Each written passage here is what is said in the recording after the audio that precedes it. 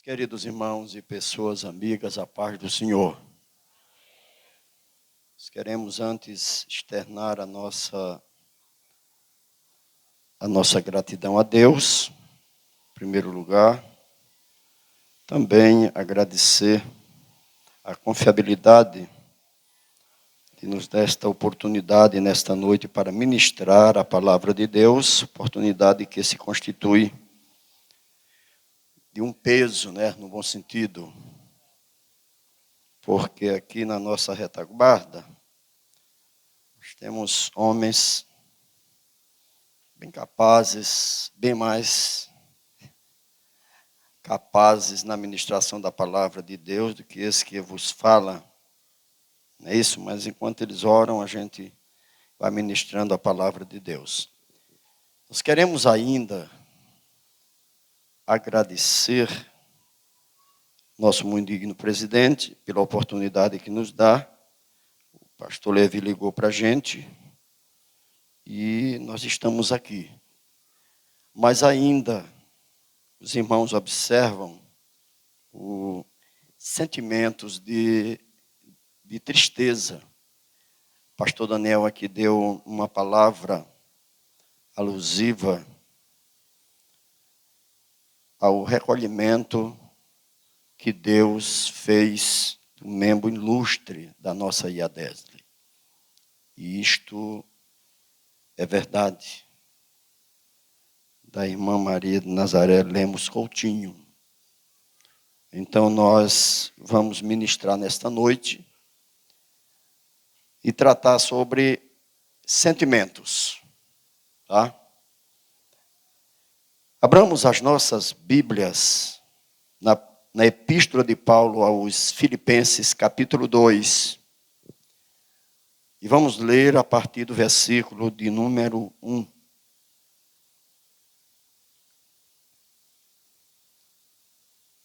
Os que acharam podem dizer amém. Se há, pois, alguma exortação em Cristo, alguma consolação de amor, alguma comunhão do Espírito, se há entranhados afetos e misericórdias, completai a minha alegria, de modo que penseis a mesma coisa, tenhais o mesmo amor, sejais unidos de alma, tendo o mesmo sentimento.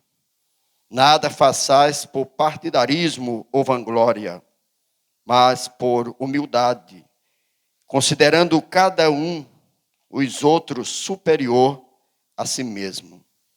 Não tenha cada um em vista o que é propriamente seu, senão também cada qual o que é dos outros. Tendo em vós mesmos sentimentos que houve, ou mesmos sentimentos que houvem, também em Cristo Jesus. Pois ele, substituindo-se em forma de Deus, não julgou com usurpação ser igual a Deus. Antes a si mesmo se esvaziou, assumindo a forma de servo, tomando-se em semelhança ou tornando em semelhança de homens, e reconhecido em figura humana. A si mesmo se humilhou, se tornando-se obediente, até a morte e morte de cruz. Pelo que também Deus o exaltou sobremaneira, e lhe deu um nome que está acima de todo nome, para que ao nome de Jesus se dobre todos os joelhos nos céus, na terra e debaixo da terra, e toda língua confesse que Jesus Cristo é Senhor, para a glória de Deus Pai. Amém? Meus queridos, vamos trazer uma palavra para o melhor entendimento ou compreensão, os sentimentos de Cristo. Na forma humana ou na condição de homem. Sentimentos é algo que faz parte da vida do ser humano, conjunto de qualidades que habita o que está na vida de cada um dos seres humanos. Jesus Cristo, na condição de homem, ele tinha essas qualidades. E como servo, foi, de fato, tomado como o maior exemplo para o servo que quer ser um bom servo. E nós temos aqui algumas coisas que confirmam que Jesus Cristo é o melhor e o maior exemplo de servo que existe. Então o apóstolo Paulo, escrevendo para a igreja de Filipe, ele traz esta mensagem e como exemplo ele traz o próprio Filho de Deus na condição de homem. Ele é exemplo, o exemplo maior. Então ele traz consigo um conjunto de qualidades que está inserido nos sentimentos. É algo que desenvolve na área cerebral e de lá vem o sentimento, a parte ou um conjunto aonde está lá e desencadeia por intermédio dos hormônios em cada um de nós, ou a tristeza ou a alegria. E se houver ou tristeza ou alegria, são sentimentos. Se alguém está triste, são sentimentos. Está alegre, sentimentos. Que existe em todo ser humano. Nós não somos mecânicos, nós somos espirituais. E nós temos aqui sentimentos que são desenvolvidos em nós e por intermédio da própria palavra de Deus, que é quem muda o nosso padrão de comportamento. Depois que nós confessamos a Cristo por fé, mediante a pregação da palavra do Senhor, ferramenta que o Espírito Santo usa para convencer o pecador, dali para frente, os nossos comportamentos, eles começam a ser trabalhados. Você já parou para meditar nesta noite quem éramos? Do jeito que a gente se comportava? Do jeito que a gente agia diante de uma reação? Do jeito que a gente, às vezes, se fosse analisado, seria detectado desequilíbrio total. Só que depois que o Espírito de Deus, agora, começa a fazer morada em nossas vidas, ele se encarrega de mudar as nossas vidas. Mudar os nossos comportamentos. Mudar as nossas atitudes. Antigamente, ou anteriormente, melhor dizendo, nós nos comportávamos de uma forma totalmente diferente. No ambiente aonde nós estávamos. E por que a gente agia daquele jeito? Porque nós, diante de um ambiente aonde nós estamos, ele influencia as nossas vidas. O homem é um produto do meio, os irmãos sabem disso. E depois que o Espírito de Deus agora faz morada em nossas vidas, ele começa a trabalhar todas as áreas das nossas vidas. Já pensaram? Ou já imaginaram? Hoje você age diferente. E por quê, pastor? Porque você é servo de Deus. O sentimento que Jesus apresentou diante dos adversários, diante dos que vieram e até para tentá-lo, e até para desanimá-lo, e até para fazer tudo que ele pudesse abrir mão da missão que ele veio fazer, mas ele não se deixou levar por nenhum deles. Ele continuou firme. Ele continuou sendo exemplo de servo. Meus queridos, a mensagem lida ou explanada é uma coisa, e a vivência é outra. Na prática é outra. Imaginemos o Senhor Jesus na condição de homem, se deparar com as mais terríveis adversidades. Mas o profeta Isaías, ele já havia vacinado acerca do sofrimento do Senhor Jesus. Ele já ouvia ao caminho da cruz, ao caminho do Gólgota. Ele já ouvia como um servo que não reivindicou.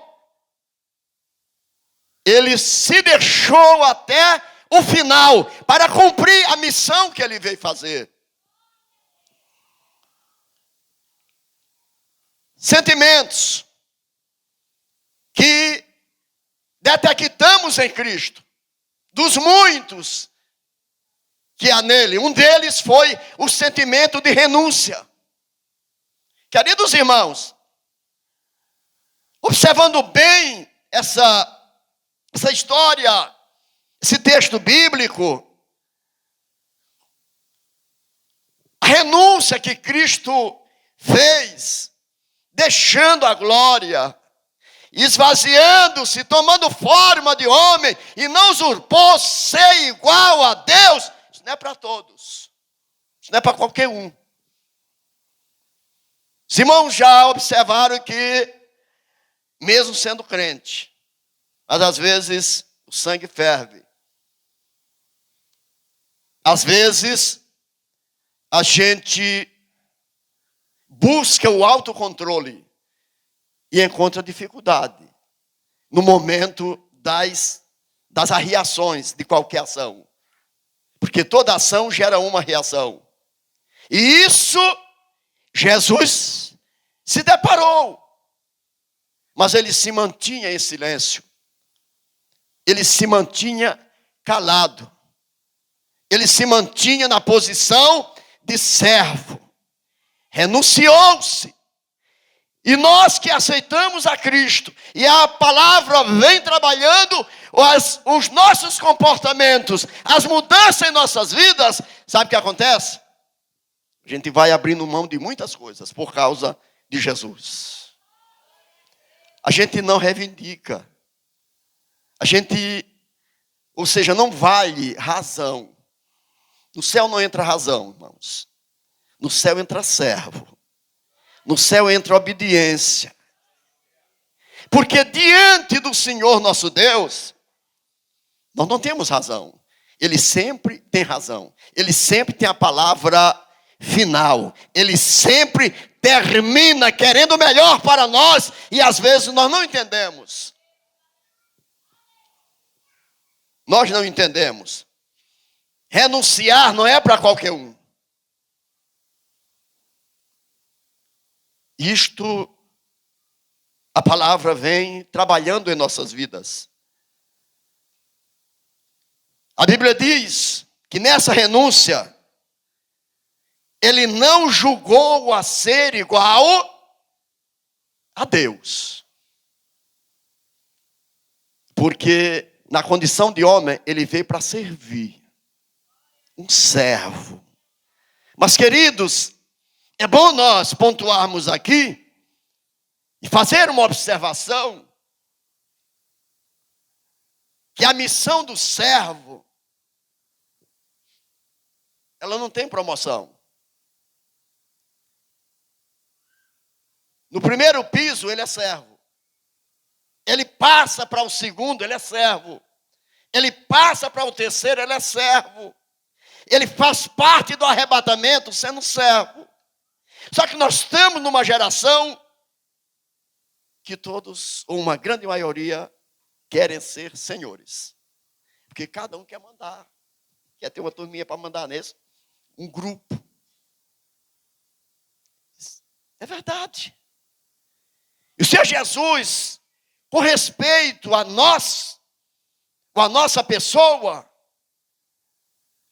Ele diz aos discípulos, em dado momento, que Ele não chamaria mais de servos, mas Ele chamava-os de amigos.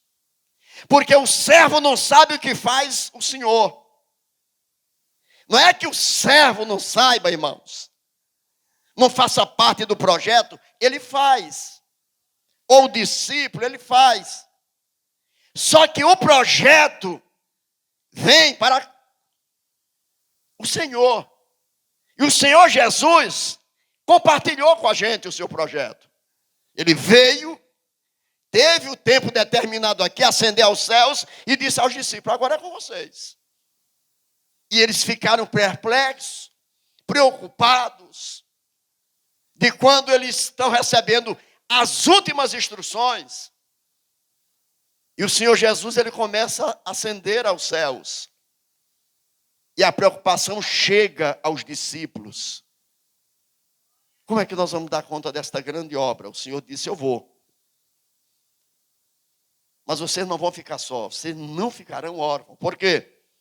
Eu vou para o céu, mas alguém desce de lá. Alguém vem para ficar, para morar em vocês.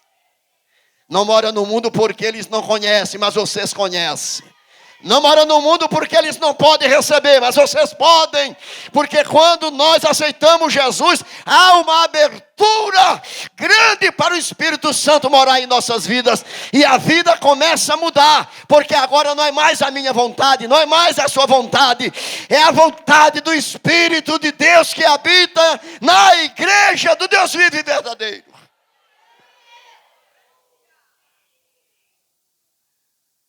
E Nicodemos, lá em João 3, ele não entende essa questão aqui. Ele leva para a parte, ou ele leva para, literalmente, para o biológico, para o nascimento, literalmente. Ele diz para Jesus, mas como é que pode ser isso aqui? E Jesus já havia dito para isso, lá para ele, se não nascer de novo, não pode ver e não pode entrar. Então, aí ele disse, mas como isso pode acontecer? Ele disse, Nicodemos, quem é nascido de carne é carne. Quem é nascido do Espírito é Espírito. Se não nascer de novo, não dá certo. Porque o novo nascimento, irmãos, ele acontece de uma forma progressiva. A palavra vai trabalhando em nossas vidas. O que se fazia a gente não faz mais não. E não faz mais não é por julgo, é por amor a Deus, é por amor à palavra, é por obedecer a Ele. Porque o nosso sentimento agora é outro. Sentimento de amor pela própria palavra de Deus. A gente vai renunciando às coisas, irmãos. A gente vai deixando as coisas. Em primeiro lugar é Deus. Em primeiro lugar é as coisas de Deus. Em primeiro lugar é para Deus. Em primeiro lugar é Ele que tem. Porque Deus não é apenas prioridade. Prioridades são as nossas. A gente, no final do ano, a gente faz uma lista de prioridades. E dessas prioridades, a gente lista aquelas mais importantes. Então, pastor, se Deus não é prioridade, o que é que Ele é? Ele é exclusividade. Ou seja, não tem segundo, não tem um vice, não tem o auxiliar. Ele é único. Então, logo, Ele é exclusivo na minha vida, Ele é exclusivo na sua vida, Ele é exclusivo na vida da igreja, porque está escrito na palavra. Buscar em primeiro lugar o reino de Deus e a sua justiça, e as outras coisas vos serão. É você que acrescenta? Nós não podemos, diz a Bíblia, acrescentar um palmo ou um côvado acima de nós. E sabe por quê, irmãos? Estudando sobre o crescimento. O crescimento é milagres. Eu nunca vi literalmente um ser humano crescendo. Literalmente, lá vai espichando. Não existe isso. A planta que está lá no seu quintal, daqui a pouco você está desfrutando lá dos frutos, você não vê ela crescer um palmo, literalmente. Eu vejo, eu nunca vi. Mas aí quando não se dá, se está colhendo o fruto. Porque milagre não se explica. O que é que está escrito na palavra? Um planta, outro rega, mas o crescimento quem dá? Pronto. Então o que somos hoje é por causa de Deus. Não tem esse negócio de dizer eu sou grande. Porque nós temos o exemplo na vida do maior servo, com sentimentos que ele teve. E quem usufruiu tudo foi nós. Foi tudo para nós. Tudo que ele passou foi por minha e por sua causa. Ele renunciou por mim. Ele fez por mim o que eu não podia fazer. Por que agora, depois de servo, às vezes, se não prestar atenção, a gente quer empinar o nariz, engrossar o cangote, não é isso? E eu sou desse jeito. Eu sou crente, mas Deus sabe de tudo, a coisa toda, não tem que dar contas a dar a ninguém. O que é isso? Nós permanecemos sendo servo. Deus nos promoveu lá das trevas para a luz. E agora nós estamos aqui felizes da vida. E cantando, pregando, evangelizando, servindo ao Senhor na casa dele. Porque a gente faz parte desse corpo chamado igreja.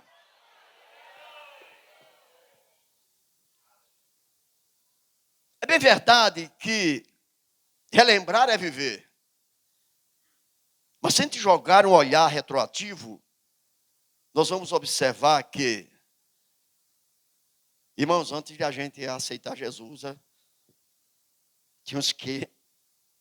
É porque são comportamentos diferentes. Ninguém tem um comportamento igual, porque não existe ninguém igual ao outro. Mas o que a gente aprontava, o que a gente fazia, só Deus para ter misericórdia. Hoje é diferente. Hoje é diferente porque você é servo e é serva de Deus. Hoje você tem temor. Hoje você tem temor de Deus na sua vida. Sabe por quê? Porque o seu comportamento é outro.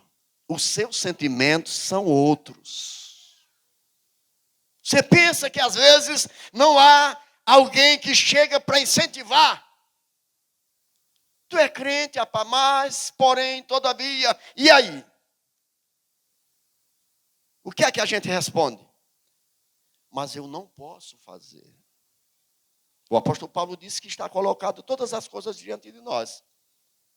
Mas nem todas nos convém. E por que a gente tem esse autocontrole? Não é força nossa. É porque o Espírito Santo brada mais forte. É porque ele vem moldando as nossas vidas. Ele vem trabalhando as nossas vidas.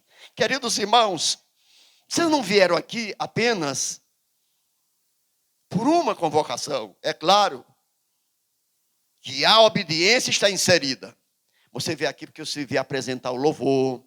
Você veio exaltar a Deus. Você veio bendizer a Deus. Aí você encaixa-se lá em Romanos 12. Acerca do culto racional, pastor Joel. E o que é aquilo ali, pastor?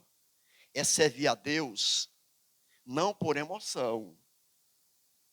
Porque as emoções, elas acompanham a razão.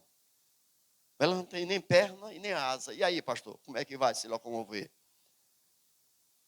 Ela se locomove pela razão. A gente vem, e eu disse que hora pouco não entra razão, mas eu não estou me reportando a essa razão. Aqui é raciocínio. O que Paulo está falando, o que o pastor Paulo, ou o irmão Paulo está falando, é do culto racional. Ou seja, Qual a razão que eu tenho para estar aqui? Qual o motivo que eu tenho para estar aqui? E aí é uma escala muito grande. E nessa escala há uma lista. Eu estou aqui porque Jesus morreu por mim. Eu estou aqui porque Jesus perdoou os meus pecados. Eu estou aqui porque Ele escreveu meu nome no livro da vida. Eu estou aqui porque houve uma mudança. Eu estou aqui porque Ele transformou as minhas atitudes. Eu estou aqui porque agora o meu nome está escrito no livro da vida. Eu estou aqui, faço parte do corpo. Eu estou aqui porque Ele mudou a minha vida totalmente. Isto é raciocínio. Aí quando isso acontece, as emoções entram no meio. Aí vem a alegria. Vocês estão aqui estão dando glória a Deus, ou nós estamos dando glória a Deus. É bem verdade que as emoções por si, a gente pode entrar no campo do espiritualista, ou do espiritualismo, e não do espiritual. E tem diferença de um para outro? Tem ou não tem? Tem. O espiritualista, para ele, se o vento adentrou a casa, a porta, a janela estavam abertas, se ele estiver lá fora, ele grita. Mais ou menos assim. Se derrubou alguma coisa, varreu lá um papel, uma louça que estava em cima. Eu digo isto, é porque a gente vê de vez em quando. Eles dizem mais ou menos assim: Sangue de Jesus tem poder. Olha, cada coisa. E o vento, de quem é? Porque para eles já é algo demoníaco. Para eles, se sair no quintal a hora já um pouco avançada, a coisa toda, aí já repreende lá. E às vezes não é nada disso, meus queridos irmãos. Você vai ver, é uma folha seca que caiu porque já estava no horário de cair. As emoções, elas prosseguem. Porque elas entram na festa junto com a razão, porque nós temos em nossas vidas de servir a Deus. Não dá também só para ser racional. É um conjunto. Eles andam juntos. Agora não pode ser só um. Porque senão, daqui por algum tempo, hoje a gente já encontra algumas dificuldades pregando e o povo dando glória a Deus. É verdade ou não é? Mas se nós estivermos pregando a palavra como ela é, o Espírito Santo encarrega-se de avivar a tua vida, de falar na tua vida, de contactar com o teu espírito, de alegrar a tua alma, e você encontrar razão para continuar glorificando a Deus, independente de quaisquer circunstâncias da vida. Porque nós servimos a Deus, irmão, não é pelo que Ele faz, é pelo que Ele é. O que Ele faz é uma consequência do que a gente serve a Ele. E se a gente observar, e se a gente seguir a linha doutrinária da palavra do Senhor, é verdade que não todo dia você está cuspindo fogo, não. Chegou no culto, não é assim, irmãos, também. É porque nós temos os nossos problemas, nós temos as nossas dificuldades, nós temos as nossas demandas. Às vezes a gente chega na igreja todo quebrado, já observaram? Aí Deus vai trabalhando, Deus vai falando, intermédio dos louvores, das reflexões, da palavra de Deus. Daqui a pouco você volta para casa totalmente diferente de quando você chegou aqui. Você volta para casa feliz da vida, porque você teve sentimentos agradáveis, porque você percebeu que a palavra de Deus trabalhou na sua vida, e na vida onde a palavra de Deus trabalha, é diferente, ela é mudada. Eu não conheço nenhum que aceitou a Cristo e baseou-se na palavra de Deus que ficou do mesmo jeito. Ele teve mudança, ele é diferente. Ele é totalmente diferente. Só que nós temos aí uma meia dúzia que chegaram na igreja, eles passaram vários anos, e você, na ministração, você está pregando, aí você diz a metade do versículo e deixa o restante para ele dizer. Se você não disser, não sai nada. É verdade ou não é? É. Aí você vai, meu Deus, lá vai de novo, irmão, valendo. A gente ensaia, nada, não sai nada, irmãos. Por quê? O Espírito de Deus, ele é o Espírito de revelação, não de adivinhação. Se você não leu, ele não vai lembrar. Você lembra que Jesus disse, ele vem e vai lembrar tudo. Ele não se esquece de nada. Nós somos limitados. E ele é ilimitado. O Espírito de Deus veio para ficar. Veio para trabalhar em nossas vidas. E ele só vai subir quando a igreja subir, meus irmãos. A verdade é essa. Então aproveite. Aproveite que você chegar na igreja. Quando você... Agora, por quê, pastor? Que a gente chega na igreja e às vezes a gente encontra aquela coisa fria. É porque a gente pensa que o culto começa aqui, irmão. Não. O culto não começa na igreja, começa em casa. Culto não começa aqui. Aqui é uma extensão. Imagine quem já vem de casa incendiado. Chegou aqui, não dá outra coisa. É glória a Deus, é aleluia. Louvado seja o nome do Senhor. Jesus está aqui. Fala que teu servo ouve. Eu estou aqui para ouvir a tua voz. Porque ele já veio de lá incendiado. Quando o culto vai começar na igreja, a gente já começa até a fazer o que a Bíblia não autoriza para ninguém. E aqui eu já caminho para o final. A gente começa a fazer no culto o que nós não temos autorização de Deus. O que, pastor? Avaliar o culto do outro. Julgar. Pá, mas o culto, que culto frio. O culto pode ser frio para você. Não julgue o culto do irmão. Ele está prestando o culto dele. Ele está aqui, está feliz. O espírito está alegre. A alma está saltando na presença de Deus de alegria. Ele levanta as mãos, porque cada um adora do jeito que ele sabe. Eu estou dizendo pelo Espírito de Deus. Do jeito que o Espírito de Deus vai trabalhando e ele vai desenvolvendo, ele vai seguindo a regência do Espírito de Deus.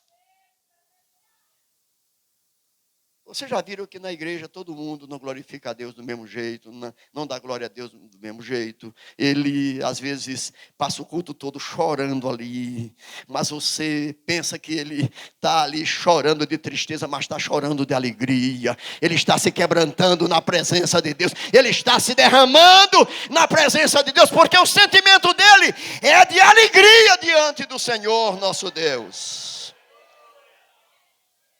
Sentimentos de humildade que Jesus teve. Teve ou não teve? Ele foi humilde ou não foi? Ele foi humilde que não relutou. Não relutou em assumir o humano. Não. Ele aceitou. Sofreu. Mas ele não questionou. Ele aceitou. A humildade é um fator preponderante na vida de qualquer um. Ele lhe leva ao sucesso. Pessoa humilde, irmãos, a Bíblia chama de bem-aventurado, né? E bem-aventurado é o quê? Feliz. Então, o humilde, ele é bem-aventurado. Agora, o arrogante, o exaltado, aí a conversa é outra, mediante a Bíblia para ele. Totalmente diferente. E Jesus seguiu pelo caminho da humildade. Louvado seja o nome do Senhor. Sentimentos de obediência. Obedecer não é tão fácil. Diante de quem manda.